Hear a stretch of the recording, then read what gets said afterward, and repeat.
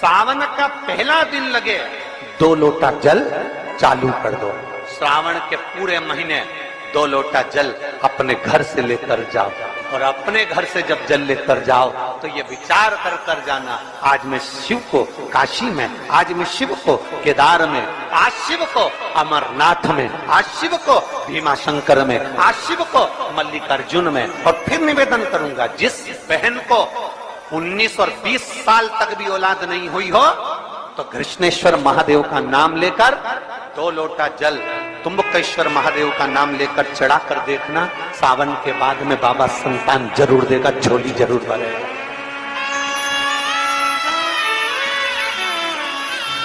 कहीं नहीं जाना, अपने नजदीक में, अपने घर के पास में, अपने मोहल्ले में, अपनी गली में, अपने चौराहे पर, अपने घर के पास में जो शिवालय हो, जो शंकर का मंदिर हो, वहां जाओ, 2 लोटा जल समर्पित करो। और दिन एक बेलपत्र शिव को अपनी मनोकामना कर कर रोग धोग बीमारी तकलीफ कष्ट दूर करने के लिए शंकर के शिवलिंग पर, अगर बन सके तो मंदिर में, आप लोग तो यहाँ हैं तो देवाधिदेव महादेव कंकर शंकर को चढ़ाओ, और अगर बेलपत्र नहीं हो तो बेलपत्र जो चढ़ी हुई हो उसी को धोकर वापिस चढ़ाओ। वापिस। और सावन का महीना है, 2 लोटा जल महादेव जी को चढ़ाने के लिए जाओ, तब 3 चीजें अपने अंदर धारण करना। पहले नंबर का तो 2 लोटा जल जब घर से लेकर जाओ तो जरूरी नहीं कि दोनों हाथों में लेकर जाओ, एक लोटे के ऊपर दूसरा लोटा रखकर दूसरा हाथ से अगर कोई काम हो, पल्लू लेना हो या कोई कार्य हो तो कर सकते हो, नहीं तो तुम 2 लोटा हाथ में रख लो और पल्लू डालना ना, मैं सिर पे जरा सिर पे पल्लू, अब वो तुम्हारा लोटा हाथ में, वो बेचारा वो भेरू पल्लू रख, ठीक है, थोड़ा और खींचो ये बाजू का, तो पल्लू वो भेरू ने और खींचा है, ठीक है, ये पल्लू मारा मुंडा में दे दो, अब ठीक है,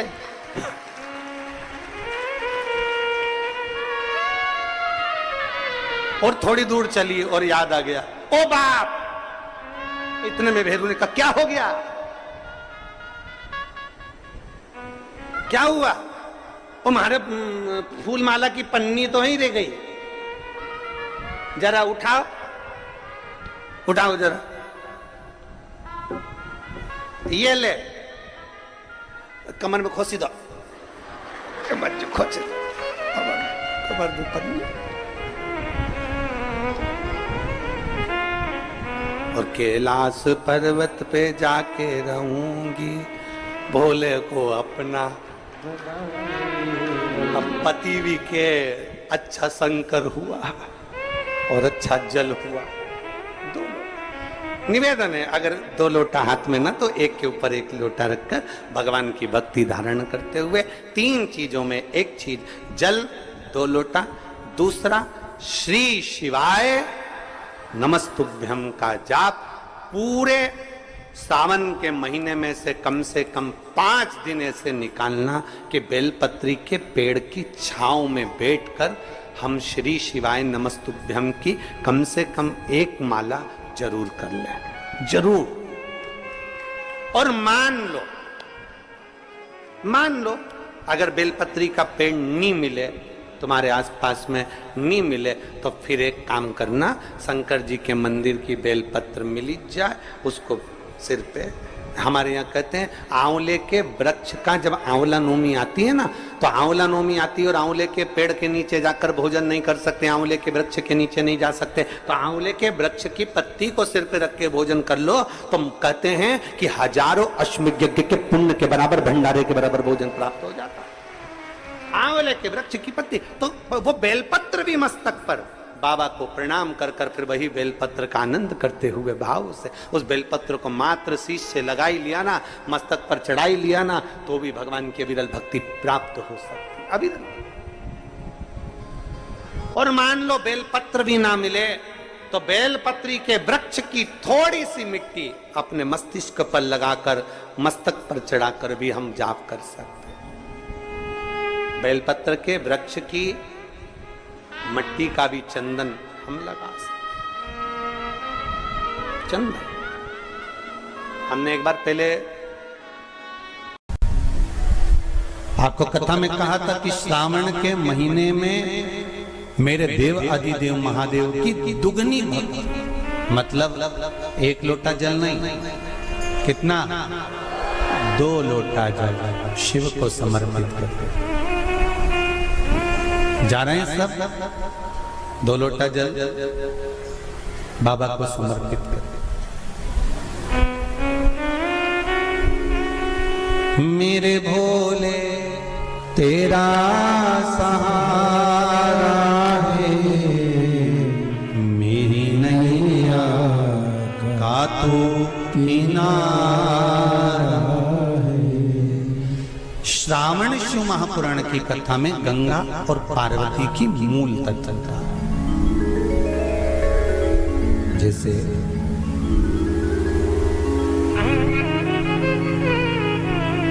श्रावण का महीना आता है तो गंगा मैया और पार्वती मैया ये दोनों सृष्टि के भार जब भगवान शंकर पर आ जाता है 4 महीने तक, जिसको हमारे यहाँ चतुर्मास कहा जाता है, तो ये 4 महीना जब चतुर्मास का आता है तो सृष्टि का संपूर्ण भार मेरे देवादिदेव महादेव पर आ जाता है। और देवादिदेव महादेव पर जब सृष्टि का भार आता है तो केवल अकेले महादेव इस भार को नहीं उठाता, इस भार को उठाने के लिए गंगा और माता पार्वती भी उनके नजदीक में आकर खड़ी हो जाती है।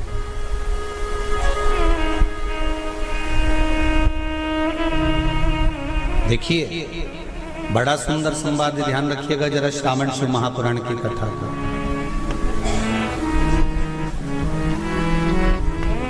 केवल एक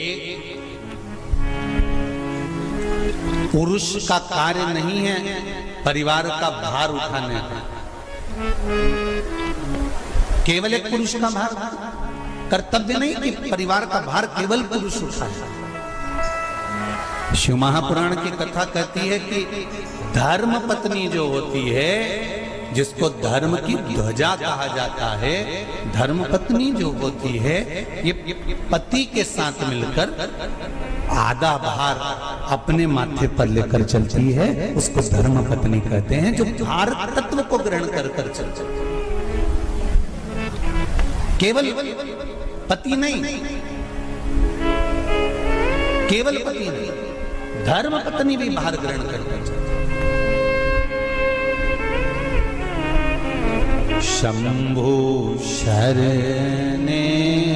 पड़ी मांगू घड़ी रे घड़ी, दुख काटो दया करी दर्शन आपो, दया करी दर्शन आपो। संपूर्ण भार पुरुष अपने ऊपर नहीं लेते, आधा भार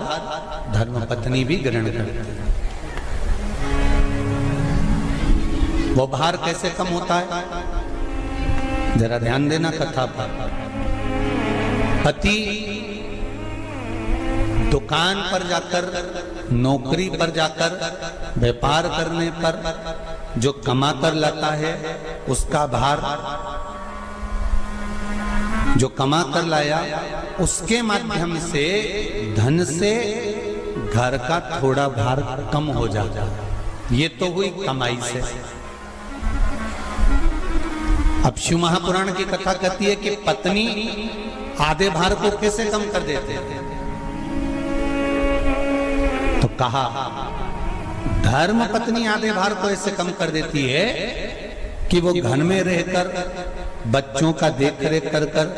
आए हुए अतिथिगण का सम्मान कर कर, भजन कर कर, कीर्तन कर कर, पुण्य कर कर, सत्कर्म कर कर, मंत्र जाप कर कर, नाम जाप कर कर, जो भगवत स्मरण में डूब कर जितना पुण्य अर्जित करती है धर्मपत्नी, उसमें से आधे से आधा पुण्य अपने पति के खाते में देती चली जाती है उस भार को उठाने के लिए।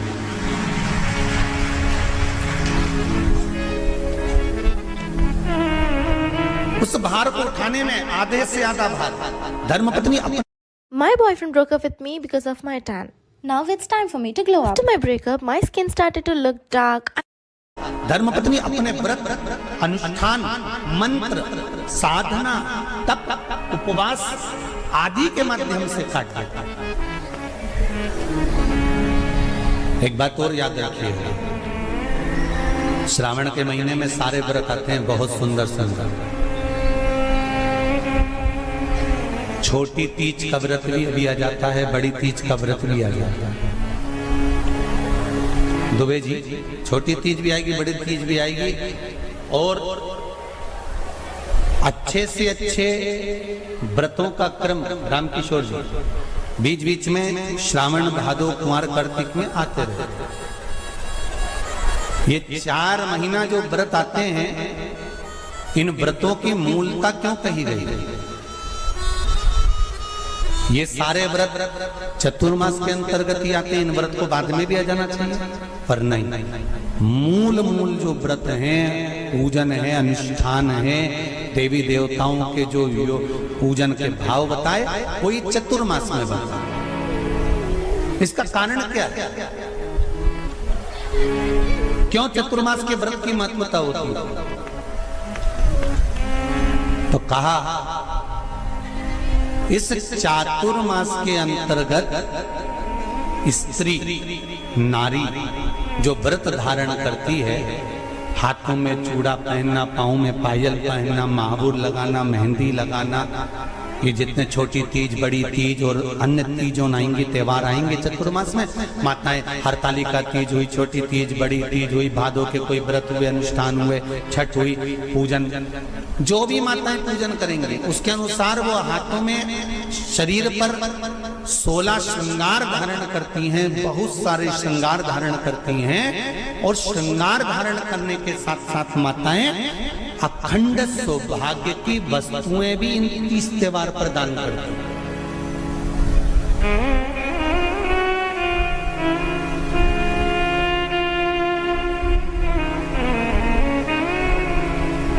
जो अखंड सौभाग्य की सूचक, जो अखंड सौभाग्य की वस्तुएं वो देने का प्रयास करते हैं, दान। क्यों जीजियो, एक बात बताओ, जितने भी माताएं कथा सुन रही हैं और जितने फेसबुक यूट्यूब पर सुन रहे हैं और जितने आस्था चैनल पर सुन रहे हैं, श्रावण के महीने की श्रावण शिव महापुराण की कथा सुन रहे हैं, एक बात दिल से बताना, जितनी सौभाग्यवती माताएं होती हैं, ये संक्रांति पर भी 13 चीजें दान करती हैं, 14 चीजें दान करती हैं। बीच में कोई 16 सोमवार का उद्यापन करेंगी तो भी सुहाग की सामग्री देंगी, उद्यापन करेंगी तो भी सुहाग की सामग्री देंगी, कोई कार्य करेंगी तो भी सौभाग्य की सामग्री देंगी। सौभाग्य की सामग्री का दान क्यों किया जाए? सौभाग्य सूचक वस्तुओं का दान क्यों किया जाए? सौभाग्य की वस्तुएं क्यों प्रदान करी जाती है, क्यों दी जाती है? उसका कारण क्या है?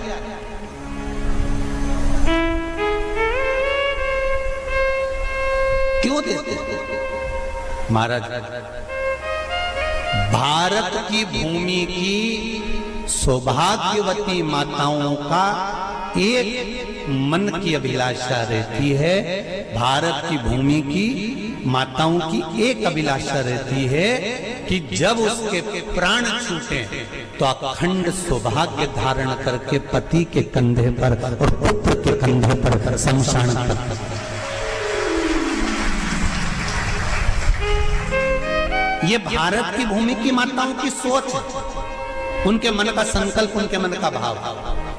और विदेश की माताओं, दिल से तुमने मान लिया कि ये मल्लिकार्जुन है, दिल से तुमने मान लिया कि विश्वनाथ है, जिस दिन तुम्हारा मन पर जाए,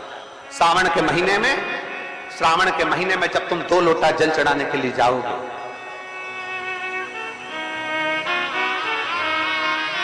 श्रावण के महीने में जब तुम 2 लोटा जल चढ़ाने के लिए जाओगे और 2 लोटा जल तक तुम अपने हाथ में लेकर चढ़ाओगे, जिस दिन तुम्हारा चित्त में मन में आ जाए कि आज मैं विश्वनाथ नहीं गई हूं, मैं सावन के महीने में मैंने विश्वनाथ का दर्शन नहीं करा है, सावन के महीने में मैं काशी नहीं गई, सावन के महीने में मैं गंगा के घाट पर नहीं गई, जिस दिन सावन के महीने में तुम्हारे मन में आ जाए, 2 लोटा जल लिया, शंकर जी को चढ़ाते हुए अपने मन में विचार कर लिया कि मेरे विश्वनाथ, मैं तुम्हारे दरवाजे तो नहीं आ सकी, पर मेरे जल में अगर बल होगा तो इस जल को आप वहां से यहां आकर स्वीकार कर लोगे। वो विश्वनाथ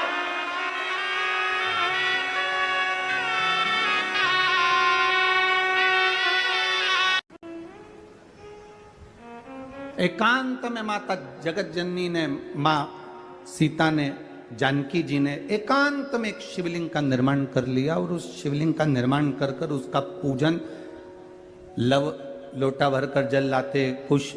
लोटा भरकर जल लाते, मां उन लोटा भर के जल को 2 हाथों में लेकर भगवान शंकर के ऊपर समर्पित करती है मां। अब माता को यह नहीं मालूम कि सावन महीने में 2 लोटे जल का महत्व का कितना वर्णन। अब वो तो सहज भाव में, वो तो सरल स्वभाव के वश, लव कहता है मां मैं जल भर कर लाया हूं, कुछ कहता है मां मैं जल भर कर लाया हूं, ले महादेव को चढ़ाओ, और दोनों के हाथ से जल लेकर मां दोनों का जल चढ़ाती है, दोनों का जल।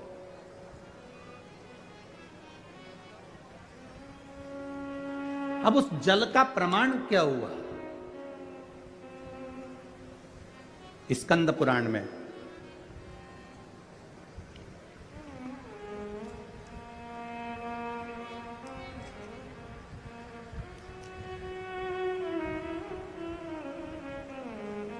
शिव महापुराण में, स्कंद पुराण, शिव महापुराण और महाभारत के अंदर इस शिवलिंग के वर्णन किया गया है सीतेश्वर महादेव का।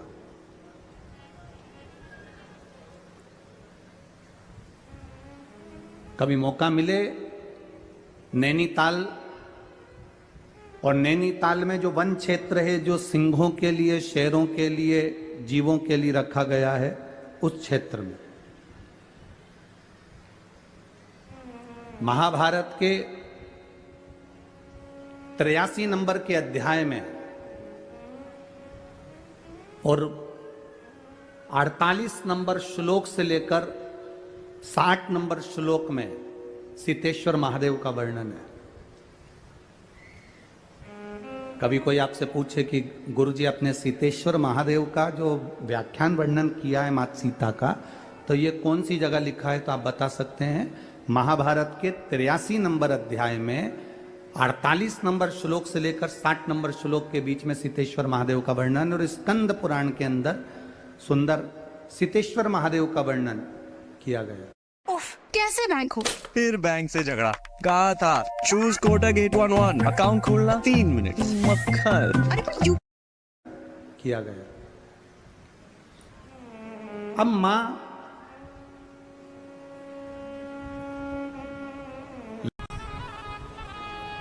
सारी दुनिया के हाथ जोड़ लो, सारी दुनिया से निवेदन कर लो, और उसके बाद भी तुम्हारी दुख की घड़ी समाप्त नहीं हो, तब प्रयास करना। तुम्हारे घर में कोई गमला हो, कोई पौधा लगा हो, जो भी पौधा लगा हो, हम ये नहीं कहेंगे कि वो गुलाब का है, कि गेंदा का है, कि शमी का है, कि बेलपत्री का है, जो पौधा तुम्हारे घर में लगा हो, जो पौधा, एक प्रयास करना। अभी सावन चालू हुआ है, अगर तुम्हें लगता है कि मेरी दुख का समय समाप्त नहीं हो रहा, मेरी दुख की घड़ी समाप्त नहीं हो रही, तो घर में रहने वाले जितने लोग आस्था चैनल पर कथा सुन रहे हैं, जितने फेसबुक यूट्यूब पर कथा सुन रहे हैं, और जितने पुष्कर राज की इस पावन धरा पर बैठकर कथा सुन रहे हैं, उनसे निवेदन करेंगे, श्रावण 2 सावन अब की बार हैं, एक अधिक मास का भी पड़ेगा और एक श्रावण ये पड़ेगा। ये जब 2 श्रावण पड़ते हैं तो इसमें